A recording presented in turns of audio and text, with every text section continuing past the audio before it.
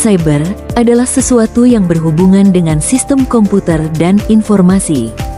Dalam perkembangannya, siber dapat diartikan yang berhubungan dengan internet. Istilah siber dapat berhubungan dengan semua aspek komputasi, termasuk menyimpan data, melindungi data, mengakses data, memproses data, mentransmisikan data, dan menghubungkan data. Latar belakang masalah. Sekarang, hampir semua hal bisa dilakukan lewat internet. Mulai dari belajar, kerja, sampai belanja online, semua serba online. Tapi, di balik kemudahan itu, ada sisi gelap yang sering kita lupakan, yaitu ancaman cyber. Kalau kita nggak hati-hati, data pribadi bisa dicuri, akun bisa diretas, bahkan uang di rekening bisa lenyap begitu saja.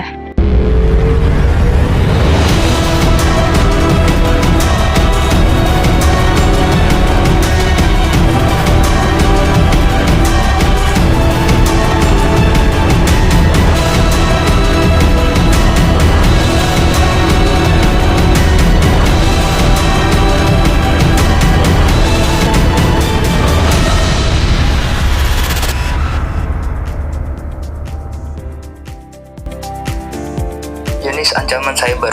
Beberapa ancaman cyber yang sering banget terjadi antara lain: pertama, cyberbullying. Ini perundungan di dunia maya, komentar jahat, menyebar rumor, atau mempermalukan orang lain lewat media sosial. Yang kedua ada phishing, biasanya berupa pesan atau email palsu yang nyamar jadi bank atau toko online dengan tujuannya untuk mencuri data kita. Dan yang ketiga ada hacking, peretasan akun, media sosial, email, atau sistem komputer. Lalu ada juga malware dan ransomware, program berbahaya yang bisa mencuri atau bahkan mengunci data sampai korban mau bayar tebusan. Selain itu ada juga identity thief atau pencurian identitas, hoax dan berita palsu, data breach alias kebocoran data, serta online scam seperti penipuan belanja dan investasi bodong. Kenapa ancaman cyber terjadi? Kenapa sih serangan cyber makin sering terjadi? Karena dunia sekarang sangat bergantung dengan teknologi. Data jadi aset paling berharga dan sistem digital kita makin punya banyak celah. Tidak cuma itu, manusia juga sering jadi titik lemahnya. Misalnya, gampang percaya link mencurigakan. Sementara di sisi lain, para pelaku punya niat kuat dan alat yang makin canggih. Jadi ya, kombinasi antara data yang berharga, sistem yang lemah, dan pelaku yang pintar, jadilah ancaman cyber.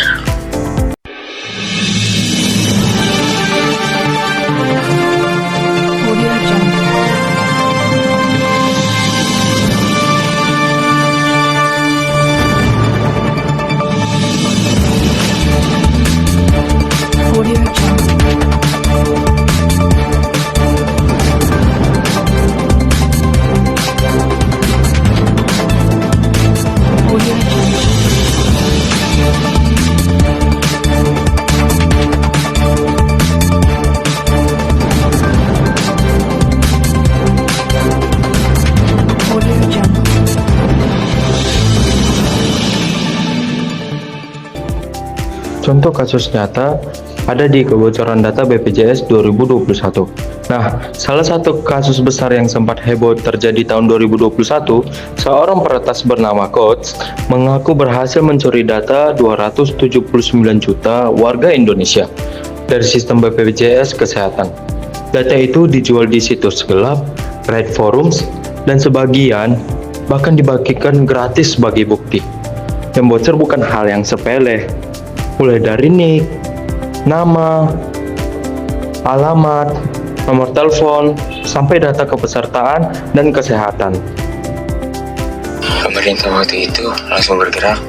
BSSN melakukan investigasi digital, Kominfo memblokir tautan penjualan data, dan BPJS memperkuat sistem keamanannya. Kasus ini juga jadi salah satu alasan lahirnya Undang-Undang Perlindungan Data Pribadi di tahun 2022. Pelajaran Pelajaran yang bisa diambil dari kasus itu, kita bisa belajar satu hal penting. Keamanan data sama dengan keamanan diri. Jangan asal klik link, jangan mudah membagikan informasi pribadi, dan pastikan semua akun punya batasan yang kuat. Selain itu, instansi dan perusahaan juga harus rutin melakukan audit keamanan supaya hal seperti ini nggak terulang lagi. Penutup, ancaman cyber bukan cuma urusan teknologi, tapi juga tanggung jawab kita semua. Kalau kita sadar dan waspada, dunia digital bisa jadi tempat yang aman untuk belajar, bekerja, dan berkembang. Ingat, jaga data pribadi, lindungi privasi, dan gunakan internet dengan bijak.